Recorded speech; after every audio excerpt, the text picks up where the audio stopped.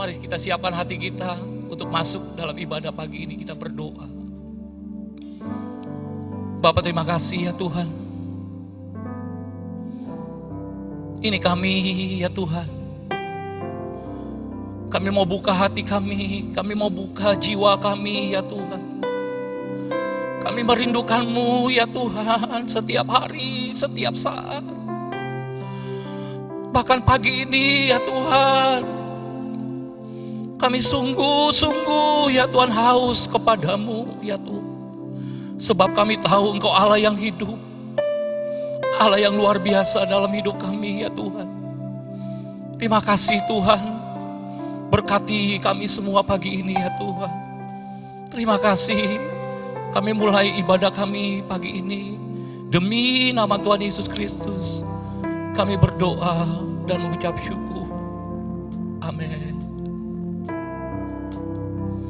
Mari katakan sama-sama, jiwaku merindukan-Mu. Jiwaku merindukan-Mu, ya Allah yang hidup. Jiwaku haus kepadamu,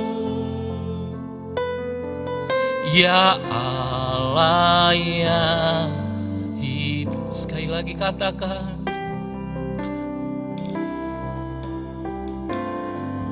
jiwaku merindukan-Mu, ya Allah yang hidup. Jiwaku haus kepadamu, ya Allah yang hidup. Mari katakan bersyukur. Ku bersyukur kepadamu, sumber pengharapanku, penolongku dan Allahku. Tiada yang seperti. Katakan lagi, ku bersyukur. Ku bersyukur kepadamu, sumber pengharapanku, penolongku, ya Allahku. Tiada yang seperti-Mu. Biarlah masing-masing pagi ini kita menyatakan kerinduan kita pada Tuhan. Katakan, jiwaku merindukan-Mu ya Tuhan, ya Allah yang hidup. Jiwaku haus kepadamu, ya Allah yang. Mari yang di rumah-rumah angkat tangan Bapak Saudara, katakan bersyukur. Ku bersyukur kepadamu, sumber pengharapanku, penolongku, ya Allahku. Tiada yang seperti. Sekali lagi katakan, ku bersyukur kepadamu, sumber pengharapan. Engkau sungguh penolongku,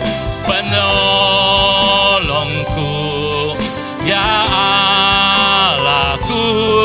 Tiada yang seperti-Mu. Sekali lagi katakan, ku bersyukur kepadamu,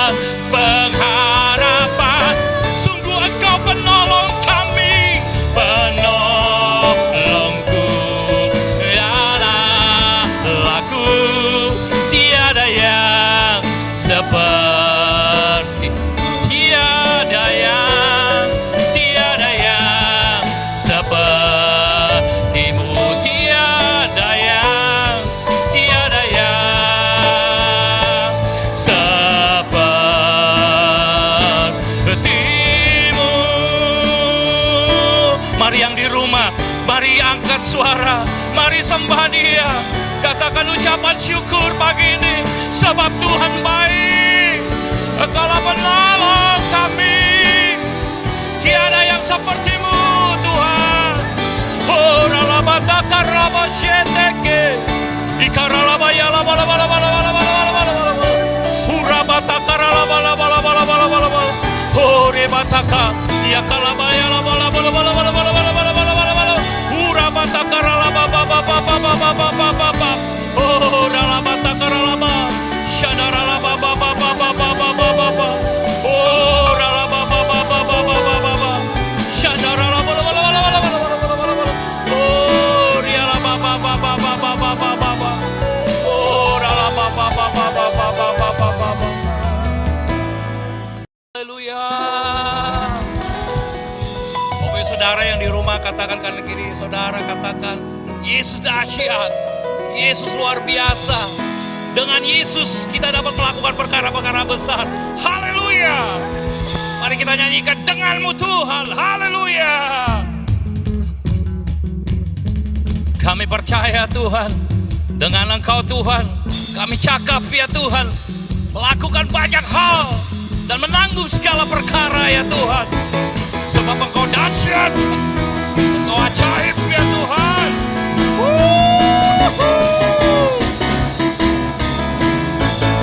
Yo, sama-sama. Tak pernah ku ragu akan kesetiaan-Mu. Kau pegang hidupku, katakan sepenuh jiwa, sepenuh jiwaku, ku yakin dan percaya. Kau tuntun langkahku, katakan Yesus, Yesus Kaulah Raja dalam hidupku, berkuasa berjaya untuk selamanya.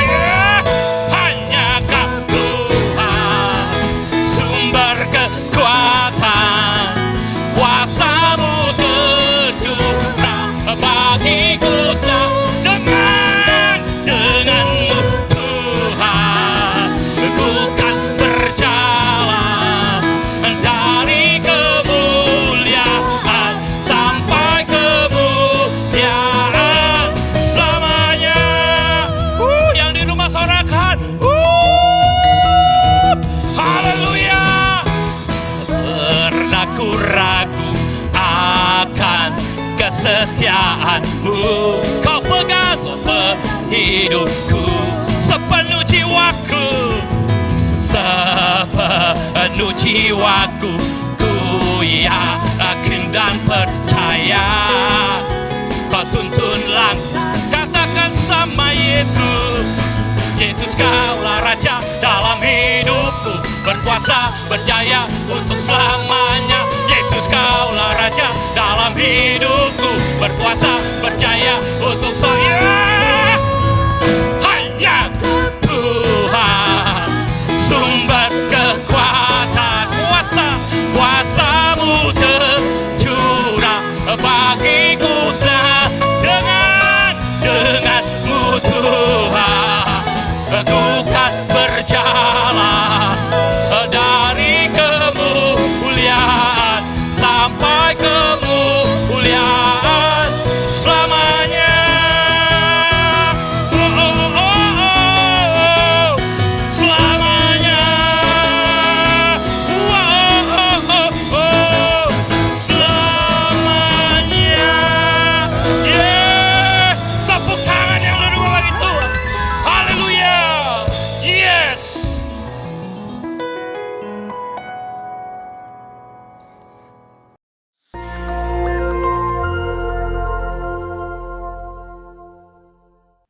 Shalom saudara, tema kali ini kita akan membahas tentang hidup dan cara kematian orang Kristen. Tidak sedikit orang percaya, khususnya para pelayan Tuhan yang setia, berpulang karena serangan wabah COVID-19.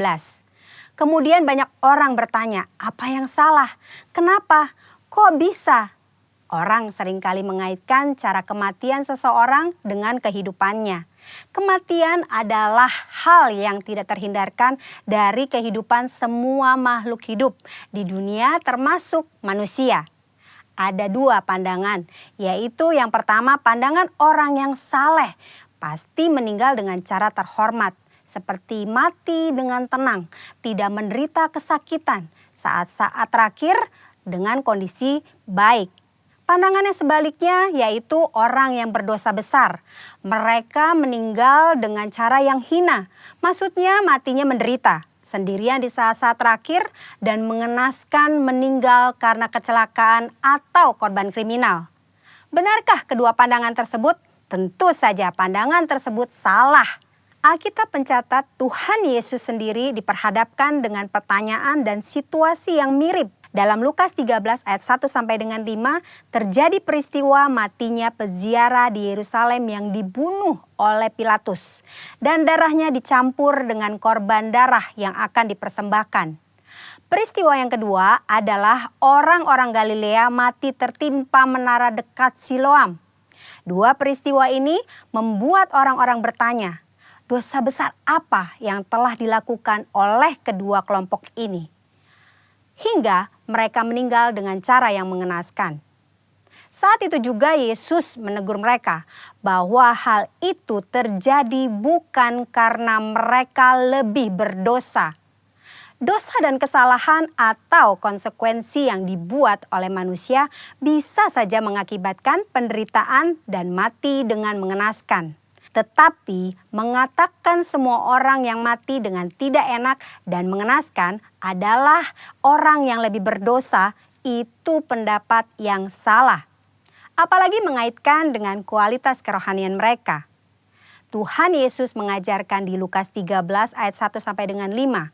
Yang pertama, cara mati seseorang tidak menunjukkan kualitas hidupnya.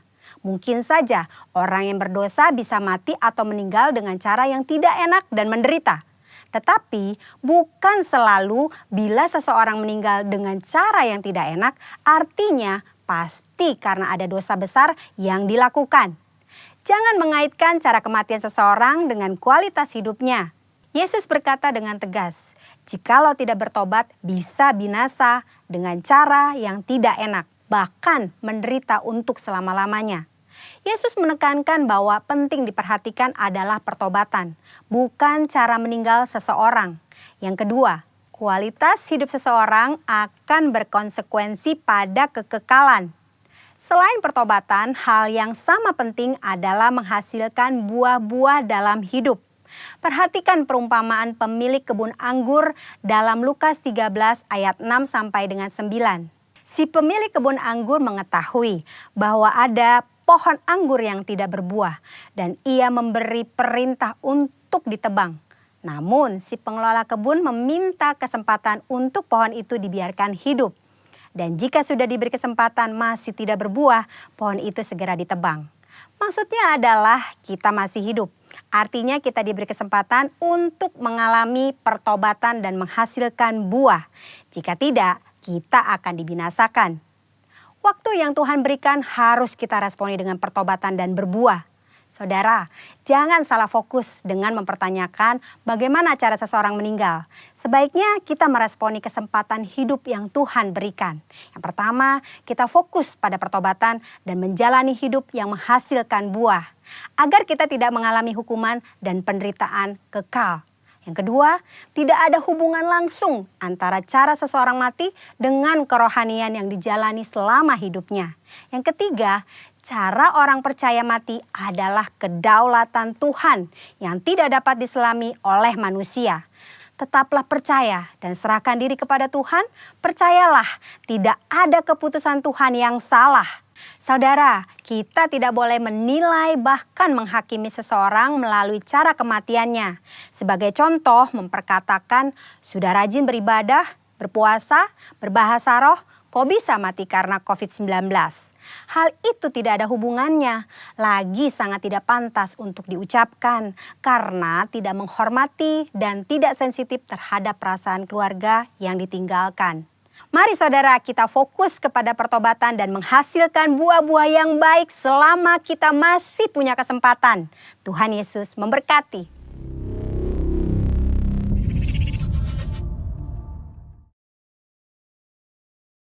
Mari Bapak Ibu Saudara, kita siapkan hati kita pagi ini untuk masuk firman Tuhan. Saya percaya di tengah-tengah masa-masa pandemik, ketika kita bersyukur kepada Tuhan, maka ada kuasa yang mengalir, ada mujizat Tuhan yang terus terjadi dalam hidup kita. Bahwa Dia Tuhan yang setia, bahwa Dia Allah yang baik dalam hidup kita. Mari terus di masa-masa seperti ini Bapak Saudara, kita terus bersyukur dan bersyukur, sebab ada mujizat ketika kita bersyukur kepada Tuhan. Terima kasih ya Tuhan. Kami percaya tangan Tuhan tak kurang panjang.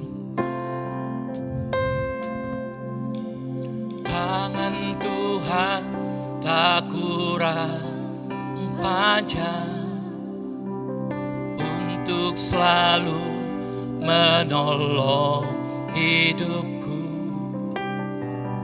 Telinganya tak kurang tajam untuk mendengar seruan hatiku. Sekali lagi Bapak Saudara.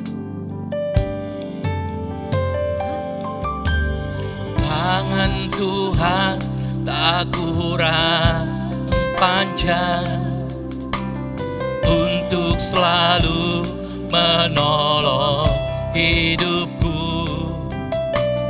Telinganya tak kurang tajam untuk mendengar seruan hatiku.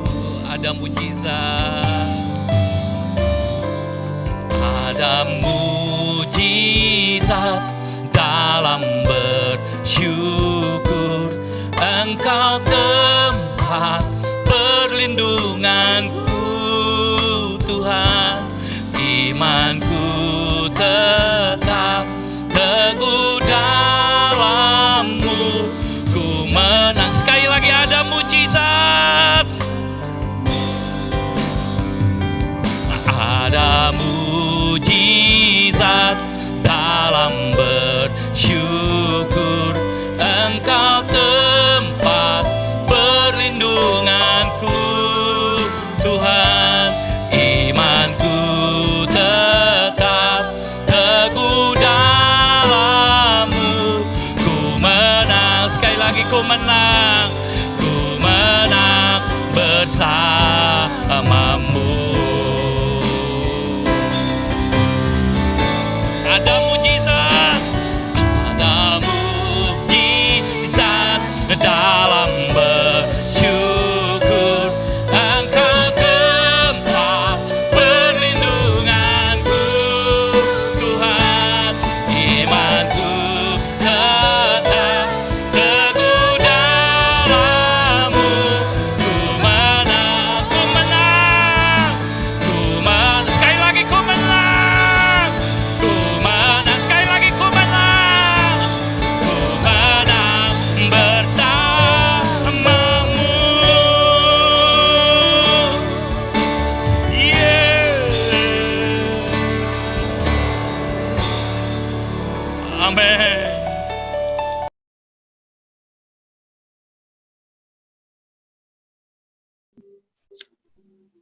Shalom dan selamat pagi saya ucapkan kepada jemaat GBI Pondok Indah. Saya berdoa, berharap semua dalam keadaan baik. Kita sama-sama memasuki era new normal saat ini, di mana kata ini menjadi sebuah kata yang viral ya. Banyak orang belum dapat menerimanya, belum rela menerimanya. Tapi marilah hari ini kita mau belajar lagi, memahami lebih lagi. Dan saya percaya bagi kita yang terus-menerus mencari kebenaran firman Tuhan, maka Tuhan akan memberikan kepada kita tuntunannya. Dan oleh sebab itu sebelum kita mulai, mari kita sama-sama berdoa, minta hikmat dari Tuhan. Kita tundukkan kepala. Bapa dalam surga, terima kasih kalau pagi hari ini Tuhan, sudah 3,5 bulan sejak kami mengalami masa pandemi ini, kami masih ada dalam perlindungan Tuhan, kami bersyukur atasnya. Hari ini Tuhan, izinkan kami mengerti isi hati Tuhan lebih lagi. Dan kami percaya Tuhan seperti tertulis dalam 2 Timotius 3 ayat 16, dikatakan bahwa segala tulisan yang diilhamkan Allah bermanfaat untuk mengajar kami, untuk menyatakan kesalahan kami, untuk memperbaiki kelakuan kami, dan untuk mendidik kami dalam kebenaran. Oleh sebab itu, bebas berbicara bagi kami Tuhan, tegur kami kalau kami salah, karena kami tahu koreksi adalah nutrisi rohani bagi kami. Kami siap Tuhan Yesus, hanya di dalam nama-Mu kami berdoa dan kami mengucap syukur. Mari kita sama-sama katakan, amin. Puji Tuhan. Senang sekali bisa bertemu kembali dengan Anda walaupun belum bisa face to face ya, tapi kita masih bisa bertemu secara screen to screen. Bersyukur kepada Tuhan, kita punya teknologinya saat ini dan sama-sama kita mau belajar firman Tuhan. Saya percaya kuasa Tuhan tidak dibatasi oleh ruang dan juga tidak dibatasi oleh waktu. Jadi bagi Anda yang ikut dalam live streaming pagi hari ini Minggu tanggal 28 Juni, saya percaya kuasa Tuhan dan berkat Tuhan sama dengan mereka yang menyaksikan setelahnya. Oleh sebab itu kita mulai sama-sama ya. Saya sempat kirim WA dengan Bapak Gembala dan Ibu Gembala. Terima kasih Bapak Ibu Gembala sudah mengizinkan untuk saya boleh melayani Tuhan. Dan waktu saya tanya kepada beliau apa sebaiknya yang Tuhan taruh dalam Bapak dan Ibu Gembala sehingga saya dapat juga berdoa dan mempersiapkannya. Lalu beliau berkata bahwa Bu, persiapkan tetap di dalam tema yaitu The Year of New Dimension, tapi bagaimana kita dapat menghadapi pandemi ini supaya kita sebagai anak-anak Tuhan bisa jadi teladan di dalam tekanan. Itu yang paling penting. Dan oleh sebab itu izinkan saya untuk share screen supaya mempermudah Bapak Ibu jemaat untuk melihat catatan khotbah, atau bila mana Anda ingin save, Anda bisa screenshot, atau kemudian Anda juga bisa mencatatnya, ya, supaya kita tidak ketinggalan firman Tuhan. Jadi izinkan bagi saya untuk share screen saat ini setelah saya berdoa. Saya mengucap syukur sama Tuhan, kita mau belajar satu hal yang baru, yaitu pandemi dan kemampuan beradaptasi. Mengapa sih judulnya namanya pandemi ya? Karena kita sedang ada di dalam musim pandemi tersebut. Bapak Ibu, saya mau berkata bahwa pandemi itu dicanangkan sebagai global disease ya, global pandemi itu dicanangkan oleh WHO, itu sebetulnya tanggal 12 bulan Maret 2020 yang lalu. Nah, saya pribadi masih melayani Tuhan secara offline di sebuah gereja, masih berkhotbah dari pagi sampai malam hari, karena memang pada saat itu belum diterapkan untuk PSBB dan lain-lain. Jadi itu adalah ibadah terakhir saya offline bertemu dengan jemaat. Dan di saat itu memang di gereja tersebut juga jemaat ada yang hadir, ada yang tidak, karena memang masih dalam kerancuan apakah sudah boleh beribadah pada saat itu atau memang sudah ada larangan. Namun kemudian seminggu setelahnya kita semua tahu bahwa gereja-gereja juga melakukan ibadah online dari rumah saja. Nah, saya share screen ini supaya kita menyamakan persepsi dulu atas pandemi. Bapak Ibu, tidak ada satu manusia pun dan tidak ada satu negara pun yang siap dengan pandemi. Walaupun setiap negara punya buku manual bagaimana cara menghadapi pandemi dan setiap tahun mereka seminarkan itu sebagai tindakan mengatasi force major ya. Sama seperti kalau kita bergereja atau berkantor di gedung tinggi, saya percaya setiap kita punya manual book bagaimana apabila terjadi kebakaran, bagaimana apabila terjadi gempa bumi gitu ya. Tapi mungkin pada saat bencana itu terjadi kitanya nggak siap. Mengapa kita nggak siap? Karena kita belum cukup simulasinya, biasanya seperti itu. Nah, oleh sebab itu saya mau katakan banyak dari kita itu tidak siap. Mengapa? Karena pandemi walaupun setiap tahun diseminarkan di negara-negara sebagai tindakan prevention, namun pandemi ini tidak jadi dalam bentuk bulanan, tidak jadi dalam bentuk tahunan, tapi siklusnya kita tahu ratus tahun siklusnya itu sendiri. Oleh sebab itu kita sama-sama persepsinya kita luruskan dulu ya, bahwa pandemi ini merujuk pada penyakit yang menyebar kepada banyak orang, yang jumlahnya tuh sekali tersebar bisa banyak, skalanya luas, dan dia melintas batas internasional serta mempengaruhi sejumlah besar orangnya di dalam waktu yang bersamaan. Itulah sebabnya sejak tanggal 12 bulan Maret dicanangkan sebagai global pandemic. Indonesia sendiri melaporkan kasus pertamanya tanggal 2 bulan Maret gitu ya, tapi dinyatakan sebagai globalnya itu tanggal 12 bulan 3. Oleh sebab itu karena sifatnya adalah hal yang tidak terduga, karena sifatnya adalah orang tidak siap menghadapinya, maka seringlah disebut COVID-19 sebagai badai.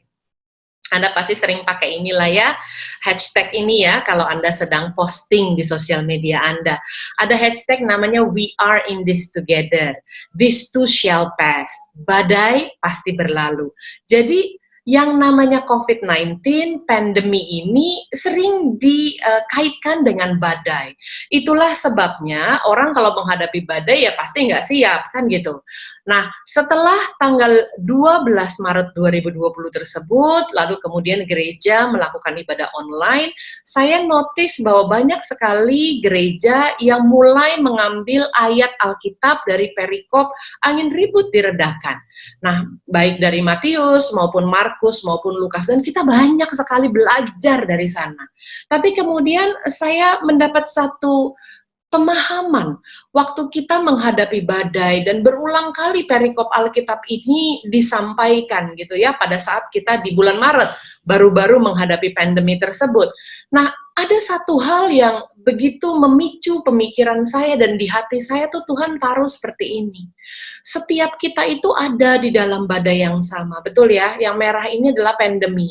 Tidak ada satu orang pun yang tidak terdampak, Bapak Ibu. Semua orang terdampak, cuman yang membedakan hanya skalanya saja. Apakah skalanya pada orang-orang tersebut lebih masif, lebih besar, atau skala sedang, atau skalanya ringan.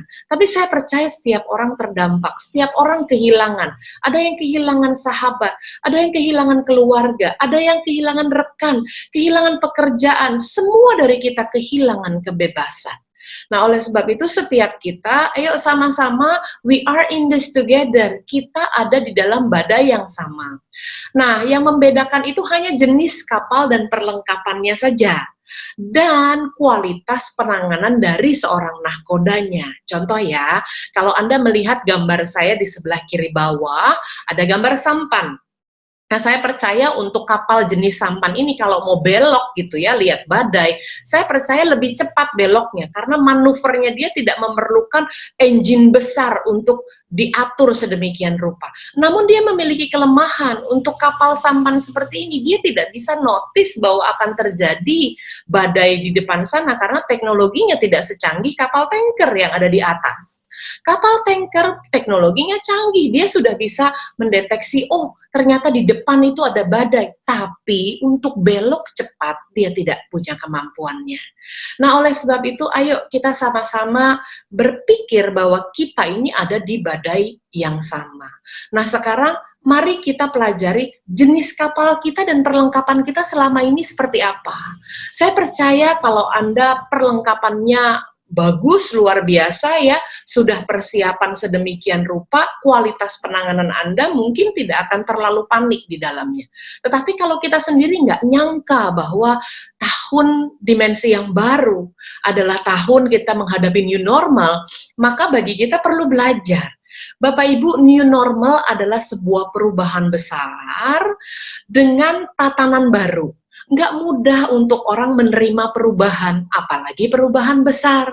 Nggak mudah orang menjalankan tatanan baru, karena manusia tuh nggak mudah berubah. Nah, oleh sebab itu kita lihat sama-sama bagaimana kita menghadapinya. Pertama, kita bereskan paradigma kita dulu. Dalam sosial media saya menuliskan bahwa new normal is normal. Kenapa? Kita bereskan dulu paradigma kita.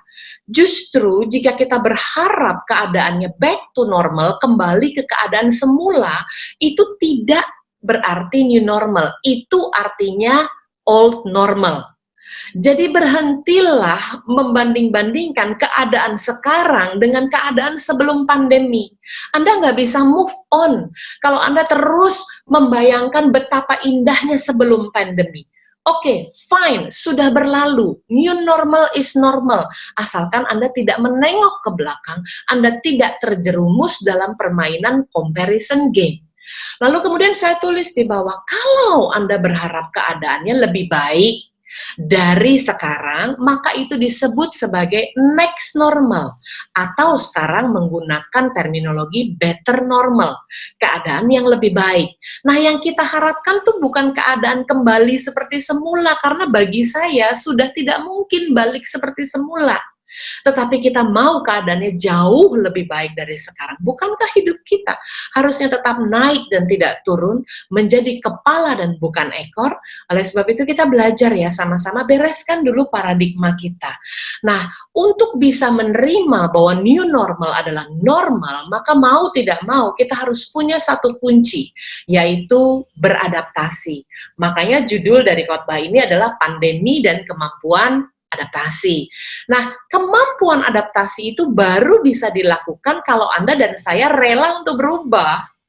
Jadi nggak bisa tuh kita berkata bahwa dalam nama Yesus kita beradaptasi, tapi kita nggak mau berubah. Coba ya nanti kalau Anda setelah ini ada waktu untuk Anda baca lebih dalam lagi, baca satu perikop full dalam Pengkhotbah 3 ayat 1-15 dengan judul perikop untuk segala sesuatu ada waktunya. Saya percaya segala sesuatu yang terjadi di dunia sifatnya sementara, karena kekekalan hanya ada di surga. Berarti apapun yang di bawah langit itu sifatnya sementara. COVID-19 terjadi di bawah langit, berarti COVID-19 sifatnya sementara. Come on. Oleh sebab itu kita bereskan dulu paradigma kita, lalu kemudian kita baca firman Tuhan dalam Pengkhotbah 3 ayatnya yang pertama. Demikian firman Tuhan, untuk segala sesuatu ada masanya. Untuk apapun di bawah langit, ada waktunya. Artinya musim itu berlalu, musim itu berganti, kan gitu ya. Nah, waktu saya mempersiapkan ini ada satu rema yang Tuhan jelaskan kepada saya. Jadi anak saya baru pulang tanggal 17 Maret kemarin dari Belanda karena dia studi di sana, tapi dalam masa pandemi ini kita mau Melisa anak saya untuk berada bersama-sama di Indonesia. Jadi waktu itu di sana masih agak dingin ya waktu dia pulang, dan dia pakai jaket begitu tebal, tapi waktu sampai di Indonesia tentu dia harus buka jaketnya, saya bawa baju ganti, kaos yang nyaman buat dia. Artinya musimnya itu berbeda. Nah, pada saat musim berbeda berarti kita harus beradaptasi. Begitu bukan? Contoh ya, saya hari ini pakai pakaian katun ya bahannya, lalu kemudian karena saya tinggal di Indonesia, negara tropikal, berada di garis khatulistiwa, jadi nyaman buat saya rekaman atau menyampaikan khotbah dengan menggunakan bahan katun. Tetapi kalau saya pergi ke negara bersuhu dingin minus 15 derajat Celcius, negara bermusim salju, saya tidak bisa pakai pakaian ini. Dengar dengan baik, akan jadi tidak normal bagi saya kalau saya memaksakan diri dan tidak mau beradaptasi menggunakan pakaian ini. Demikian juga dengan orang dari luar negeri, dengan suhu minus 15 derajat Celcius, berpakaian tebal, berpakaian rangkap, berpakaian lapis-lapis, datang ke Indonesia. Lalu kemudian dia bilang, saya nggak mau ganti baju. Akan menjadi tidak normal dan sengsara kalau dia tidak melakukan adaptasi. Makanya dikatakan untuk apapun di bawah langit ada waktunya. Nah, saya dapat rema ini yang saya mau bagikan buat Bapak Ibu jemaat dari GBI Pondok Indah. Nah, ini adalah foto di mana waktu lalu saya bepergian ke negara bermusim salju. Itu saljunya begitu tebal sehingga saya tidak mungkin memakai sepatu yang tidak tinggi ya, karena basah nanti semuanya. Dan begitu tebalnya sampai saya pikir susah buat saya berjalan. Lalu kemudian Tuhan ingatkan ini, sama loh seperti Amsal 31 ayat 21. Saya baca firman Tuhan ya. Ia tidak takut kepada salju untuk seisi rumahnya karena seluruh isi rumahnya berpakaian rangkap. Waktu saya baca firman Tuhan ini, saya bersyukur kepada Tuhan. Di dalam Amsal 31 ayat 21, menghadapi musim baru, menghadapi tatanan baru, new normal saya pada saat itu adalah musim salju, karena di Indonesia kan nggak normal kalau bersalju gitu ya. Jadi saya tuh melihat musim salju adalah sesuatu yang baru buat saya, it's a new normal. Dan saya beradaptasi dengan pakaian saya, beradaptasi dengan sepatu saya. Nah, lalu kemudian bagaimana relevansinya dengan keadaan sekarang? Sekarang pun kita menghadapi musim yang baru, yaitu pandemik. Musim baru di mana kita menghadapi global pandemic COVID-19.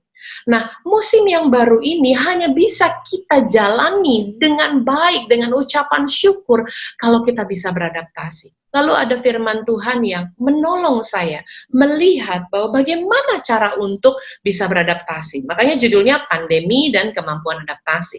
Begitu dilihat di dalam Amsal 31 ayat 21 di kata terakhir, dalam terjemahan baru menggunakan kata rangkap.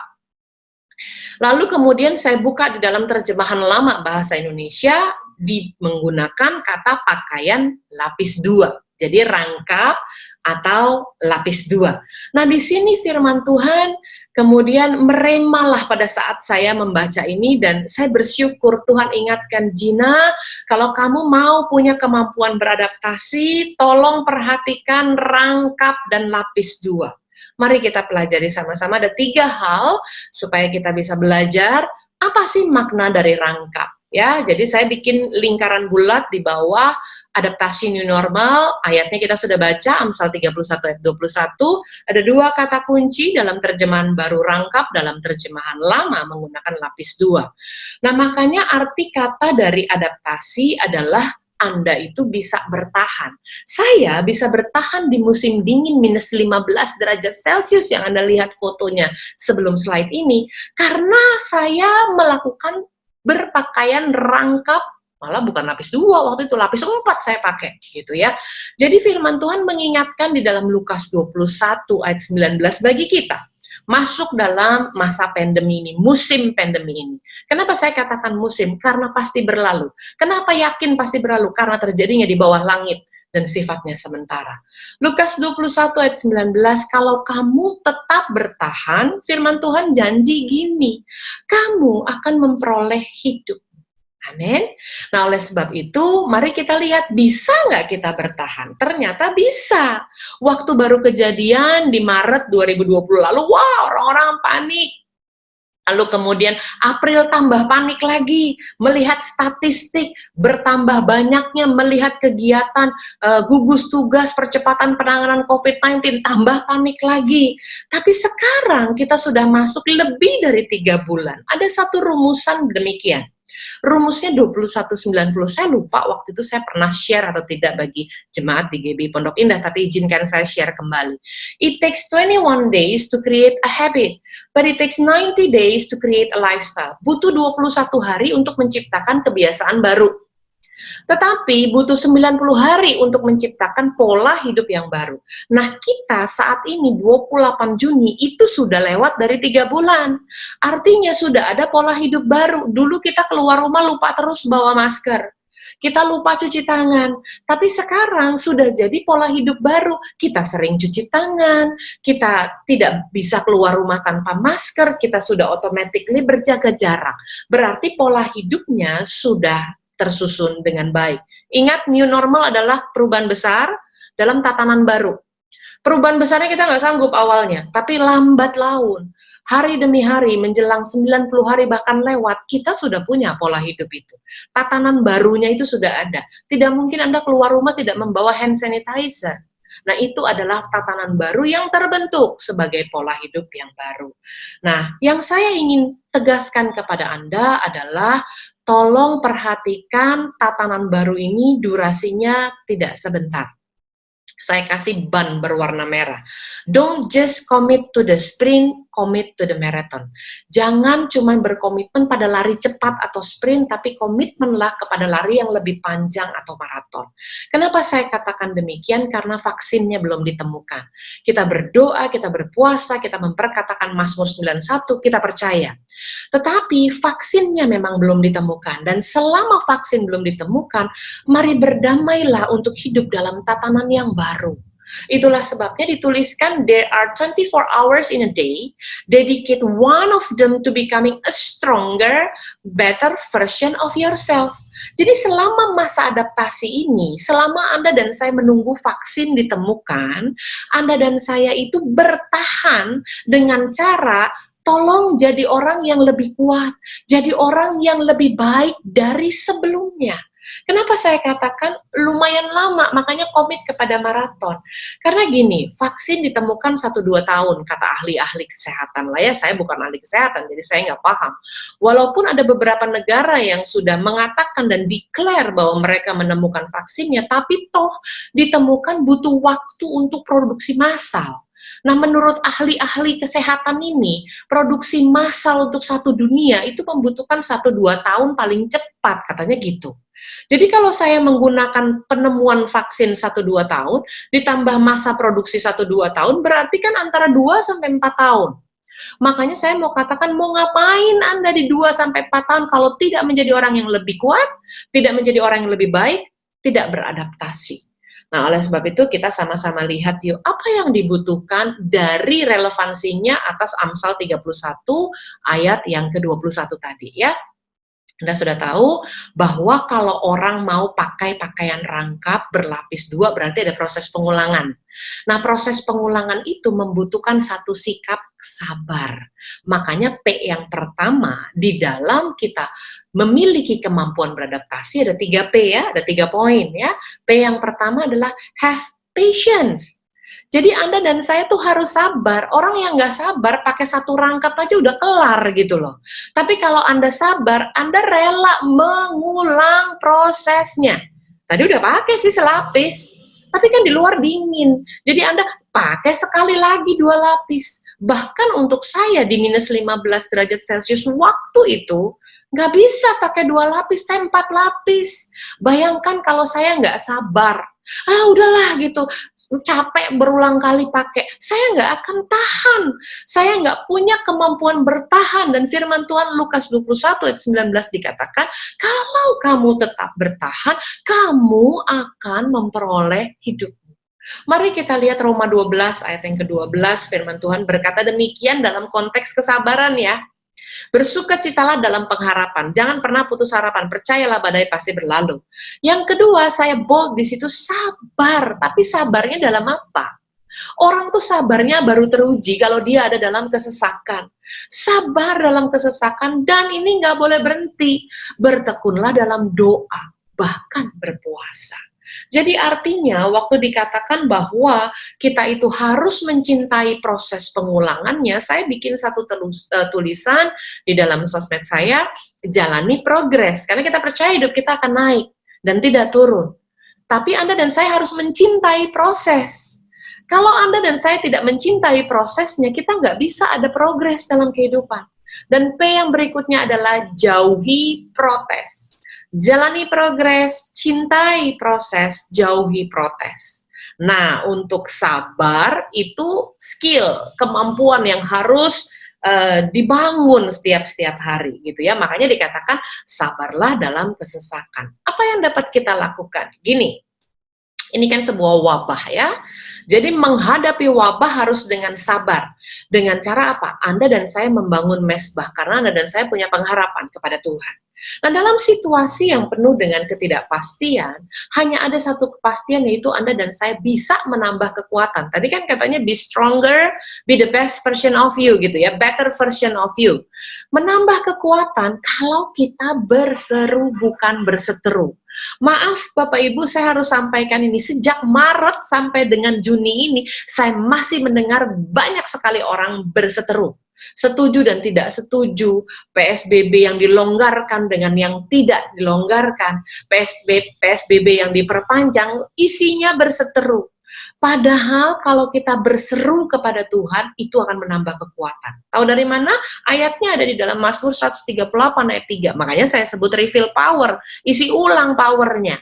Yuk kita baca sama-sama. Pada hari aku berseru, engkau pun menjawab aku, gitu kata firman Tuhan. Engkau menambahkan kekuatan dalam jiwaku.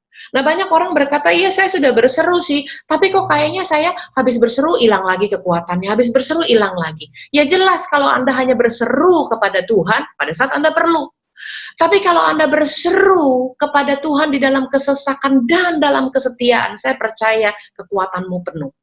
Di dalam Mazmur 145 ayat 18 di bawah, kita sama-sama baca firman Tuhan ya. Tuhan dekat kepada setiap orang yang berseru kepadanya, pada setiap orang yang berseru kepadanya di dalam kesetiaan.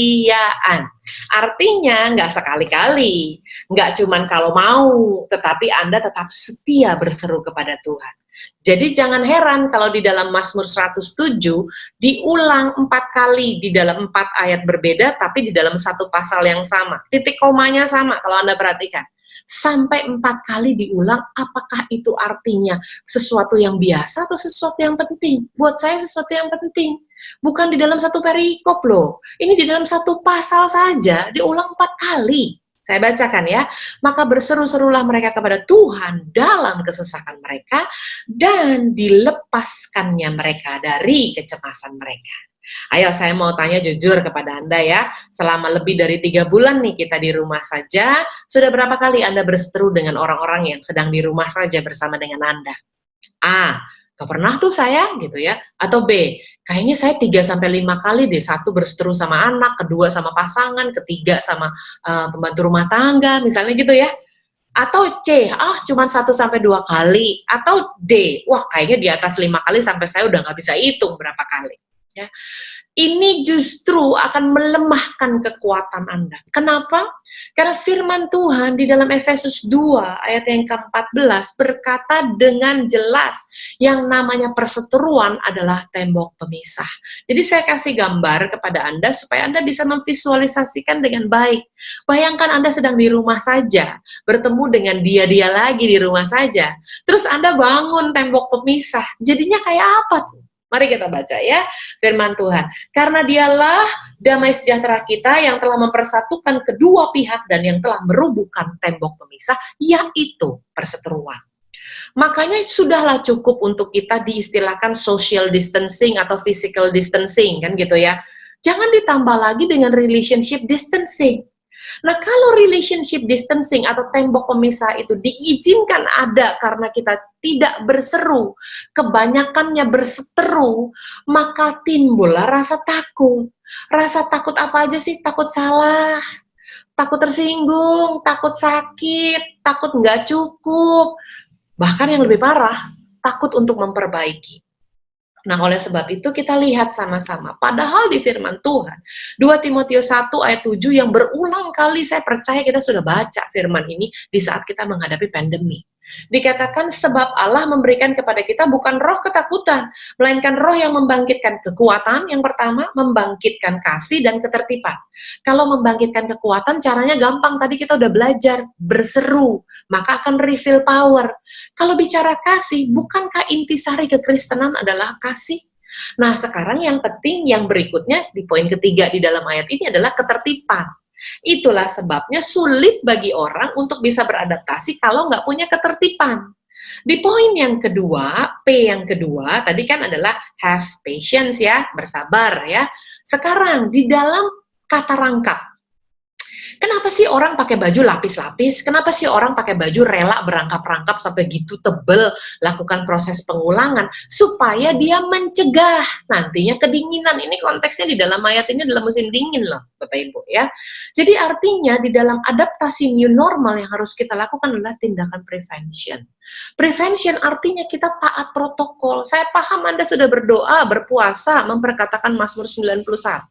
Paham, apa itu aja nggak cukup. Sudah membangun hubungan dengan Tuhan yang luar biasa, berseru, refill power. Apa itu nggak cukup? Enggak. Ora et labora, berdoa dan bekerja. Saya tulis di bawah dan loh ya, bukan atau. Jadi saya sebel terus terang kalau mendengar beberapa pernyataan, kok mengucapkan Mazmur 91 tapi nggak berani salaman? Loh, dan bukan atau. Bukan mengatakan Mazmur 91 atau bersalaman, bukan. Tapi Anda memperkatakan Mazmur 91 dan Anda jaga jarak. Dan bukan atau. Makanya di dalam Matius 26 ayat 41 atau Anda juga bisa menemukannya dalam Markus 14 ayat 38 dikatakan demikian. Berjaga-jagalah dan berdoalah supaya kamu jangan jatuh di dalam pencobaan. Roh memang penurut tetapi daging itu lemah. Jadi artinya apa sih yang harus kita lakukan? Karena dia sifatnya dan, maka Anda lakukan dua hal. Anda perbaiki sistem imun Anda. Karena sistem imun, saya tulis di situ yang terus meningkat menghasilkan kekuatan untuk sembuh dari kesakitan. Yang kedua, karena dia dan, bukan atau. Anda memperkuat sistem iman Anda yang terus meningkat menghasilkan kekuatan untuk sembuh dari ketakutan. Nah, untuk dua sistem ini kan cuman bedanya satu huruf ya, imun sama iman gitu. Jadi saya beresin si imun dulu ya, satu-satu ya. Nah, kalau untuk proses prevention atau pencegahan di dalam sistem imun adalah satu, Anda harus cuci tangan dengan benar 20 detik dengan sabun gitu ya, jangan buru-buru cuci tangannya. Lalu Anda harus gunakan masker kalau batuk pilek, bahkan sekarang nggak batuk nggak pilek pun Anda harus pakai masker. Terus kalau rasa ada simptomnya sesak nafas, suhu tinggi, Anda memeriksakan diri. Anda makan banyak sayur dan buah, jangan konsumsi makanan setengah matang dulu, rajin olahraga dan istirahat yang cukup, gitu ya. Ini adalah tindakan prevention, ini konteksnya di imun sistem. Jadi jangan ngomongin iman di sini. Ini ngomongnya tentang imun, gitu ya. Nah, coba kita lihat apa yang kurang. Jaga jarak di sini. Di sini tuh belum ditulis jaga jarak. Nah, jaga jarak itu adalah new normal buat saya sekarang. Nah, saya kasih gambarnya ya. Ini kalau mall sudah dibuka, ada acara di atriumnya ya memang begini bentuknya. Nah, kita baca di bawah, inilah new normal. Nah, kalau ada garis bawah berarti kan harus ada penekanan. Jadi kita bacanya 3, 2, 1. Inilah new normal. Nah, sekarang di slide berikutnya kita baca dengan tekanan ya. 3, 2, 1. Ini mah nggak normal. Foto ini saya ambil 21 Juni dalam acara Car Free Day minggu lalu. Sudirman. Ini mah nggak normal menurut saya. Kenapa nggak normal? Mana jaga jaraknya? Makanya Bapak Ibu, new normal is normal kalau Anda bisa beradaptasi. Ini nggak semua ini. Pakai masker sudah beres satu hal. Ya, jaga kesehatan. Tapi Anda lihat di foto itu kalau lihat dengan baik, ada yang pakai masker, ada yang enggak loh. Jadi ini mah nggak normal buat saya gitu ya. Nah makanya saya sangat setuju bahwa berubah itu tuh sulit. Tetapi kalau nggak berubah tuh fatal akibatnya. Ditemukan klaster baru kan akhirnya dari Car Free Day yang kata salah seorang netizen diplesetin menjadi Coronavirus Free Day. Gitu ya. Hidup adalah pilihan. Memang berubah itu sulit, tapi tidak berubah fatal. Jadi Anda pilih sulit atau pilih fatal? Itu pertanyaan saya. Yang ketiga ya, dengan cepat ya, kata rangkap atau kata lapis 2, selain orang tuh harus sabar dalam proses mengenakan baju berlapis-lapis, orang juga melakukannya karena tindakan prevention, saya percaya dalam konteks ayat ini dikatakan, ya tidak takut gitu, kalau ada musim salju, karena isi rumahnya berpakaian rangkap, berarti dia sudah lakukan persiapan sebelumnya.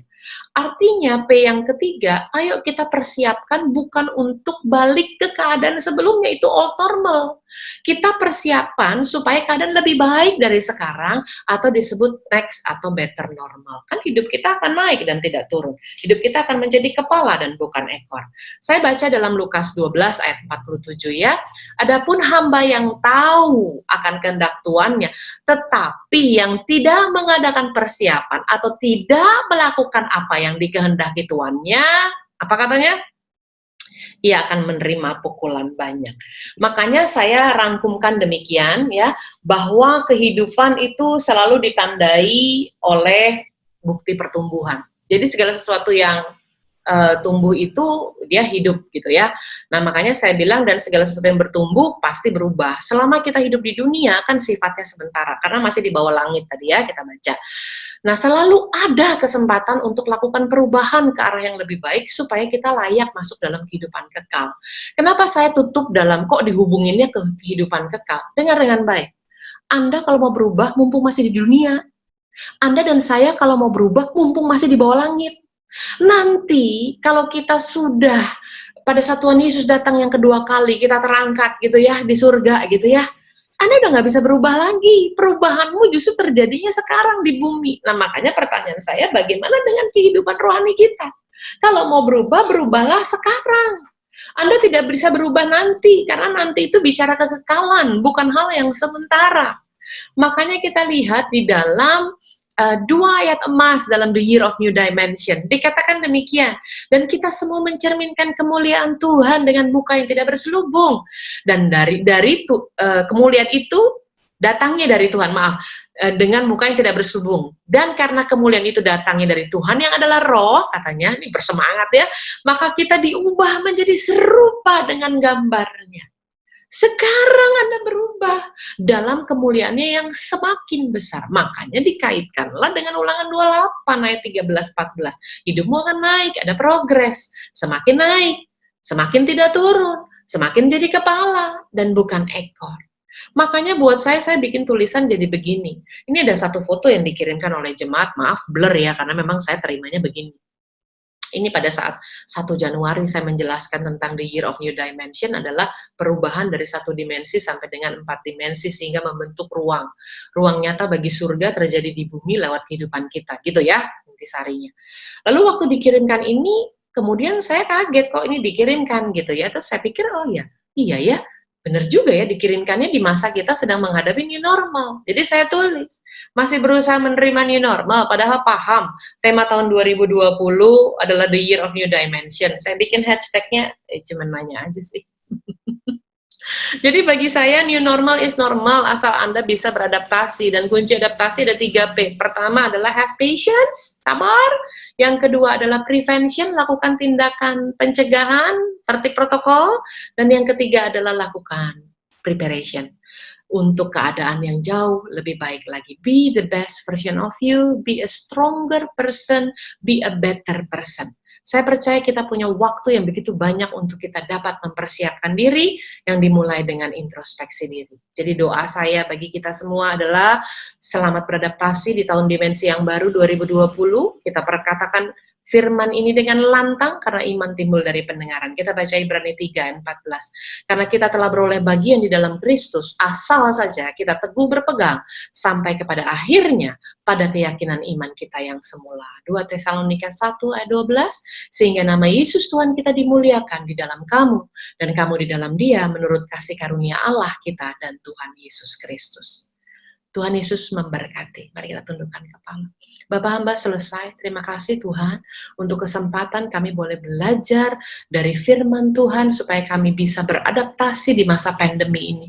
Kami mau sabar Tuhan. Kami juga mau lakukan tindakan prevention Tuhan. Kami mau bangun iman kami dan imun sistem kami. Kami juga mau lakukan persiapan karena kami percaya hidup kami akan naik dan tidak turun. Kami mau keadaan yang lebih baik dari sekarang. Kami mau berhenti membandingkan dengan masa yang lalu, karena kami mau melihat ke masa depan yang Tuhan sudah sediakan bagi kami.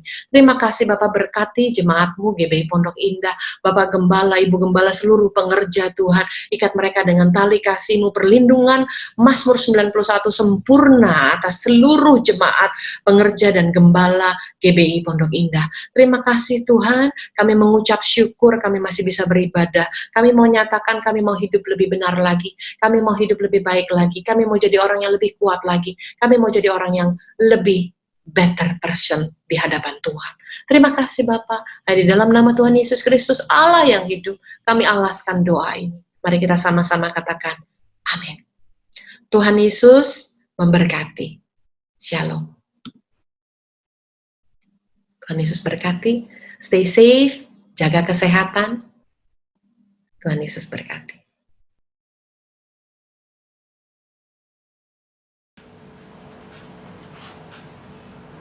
Mari Bapak, Ibu, Saudara-saudari terkasih, kita satukan hati untuk kita berdoa syafaat.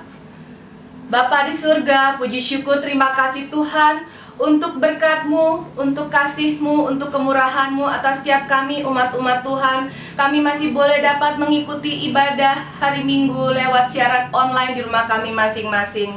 Bapa, terima kasih untuk kebenaran firman Tuhan yang boleh kami dengar pada hari ini. Kami percaya Tuhan firman-Mu itu akan menjadi kekuatan, penghiburan, bahkan rema di dalam kehidupan kami hari lepas hari. Dan kami juga mau berdoa Tuhan memberkati hamba Tuhan yang telah menyampaikan kebenaran firman-Mu pada hari ini, Ibu Gina Darmawan. Tuhan berkati Ibu Gina, baik di dalam pelayanannya maupun pekerjaannya, Tuhan buat berhasil. Berkati juga keluarganya ya Tuhan, semua aman di dalam lindungan Allah. Kami juga mau berdoa Tuhan memberkati gembala cabang kami yang sekaligus gembala rayon 1A, Bapak James Selo Pranoto. Tuhan berkati Pak James di dalam pengembalaan gereja Tuhan. Biar kiranya tongkat gembala boleh ada atas Pak James, dan Tuhan tambah-tambahkan hati Bapak kepadanya. Tuhan, apapun yang dikerjakan Pak James, baik di dalam pelayanan maupun pekerjaannya, biar Tuhan bawa terus naik, tidak pernah turun. Berkati juga keluarga dan keluarga besarnya, semua aman di dalam lindungan Allah. Kami juga berdoa Tuhan untuk gembala sidang kami, Bapak Niko Nyoto Raharjo beserta keempat wakilnya. Biar kiranya Tuhan persatukan di dalam unity yang kudus. Begitupun juga di dalam menjalankan amanat agung Tuhan Yesus di era Pentakosta yang ketiga ini Tuhan. Biar kiranya GBI Gatot Subroto boleh menjadi berkat dan berdampak luas. baik di Indonesia maupun di bangsa-bangsa. Dan kami juga berdoa Tuhan untuk negeri kami Indonesia. Kami percaya Tuhan Kau mengasihi negeri kami, dan kami percaya Tuhan belas kasihan Tuhan turun atas negeri kami. Berkati Presiden kami Tuhan, Bapak Jokowi, dan juga wakilnya Bapak Ma'ruf Amin. Berkati juga seluruh jajaran Menteri Kabinet, pemerintahan di pusat maupun daerah. Biar kiranya ada persatuan dan kesatuan di dalam penanganan pandemi COVID-19 ini Bapak. Kami percaya Tuhan Kau Allah yang turut bekerja untuk mendatangkan kebaikan. Dan kami percaya Tuhan akan ada satu penanganan yang terbaik untuk menangani pandemi COVID-19 ini, sehingga pandemi COVID-19 ini boleh segera berlalu. Dan kami juga berdoa Tuhan untuk krisis ekonomi di dalam negeri kami ini Tuhan. Biar kiranya Tuhan boleh pulihkan kembali negeri dan bangsa kami Indonesia, sehingga krisis ekonomi ini tidak berkepanjangan. Bapak, kami juga mau berdoa memberkati umat-umat Tuhan. Tuhan, biar kiranya mereka yang sakit boleh disembuhkan oleh bilur-bilur darah Yesus. Kami percaya mujizat Tuhan nyata atas mereka. Dan mereka yang berbeban berat, Tuhan boleh angkat beban mereka. Mereka yang putus pengharapan, Tuhan berikan pengharapan yang baru. Kami percaya Tuhan, pengharapan di dalam Tuhan Yesus tidak akan pernah mengecewakan. Bahkan kami akan melihat janji-janji Tuhan dinyatakan di dalam kehidupan setiap umat-umat Tuhan. Ada damai, sejahtera, dan sukacita yang melingkupi keluarga demi keluarga umat-umat Tuhan. Terima kasih Bapa, terima kasih Tuhan Yesus, terima kasih Roh Kudus. Di dalam nama Tuhan Yesus Kristus kami telah berdoa dan mengucap syukur. Haleluya. Amin.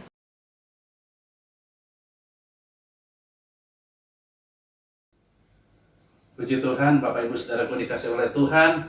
Kita ada di akhir daripada ibadah online pada pagi hari ini. Mari kita siapkan hati kita untuk menerima berkat Tuhan. Mari dengan segenap hati dari hati kita yang paling dalam. Haleluya.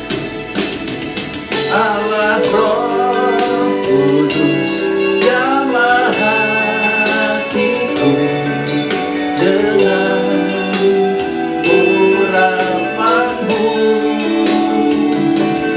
Rindu selalu dekat denganmu, tinggal di hadiratmu. Mari Bapak Ibu angkat kedua tangan kita yang kudus.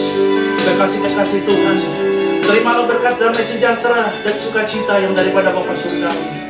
Kasih karunia Allah yang berlimpah-limpah di dalam Anak yang tunggal Tuhan Yesus Kristus, dengan persekutuan yang manis dengan Roh Kudus, menyertai setiap kekasih-kekasih Tuhan di tempat ini, sampai kita semua dijemput bersama-sama di awan-awan yang permai, bahkan sampai kekal selama-lamanya. Dan kita semua yang percaya dan penuh pengharapan, kita katakan bersama-sama, amin. Puji Tuhan, selamat hari Minggu. Tuhan Yesus memberkati kita semua. Haleluya. Amin.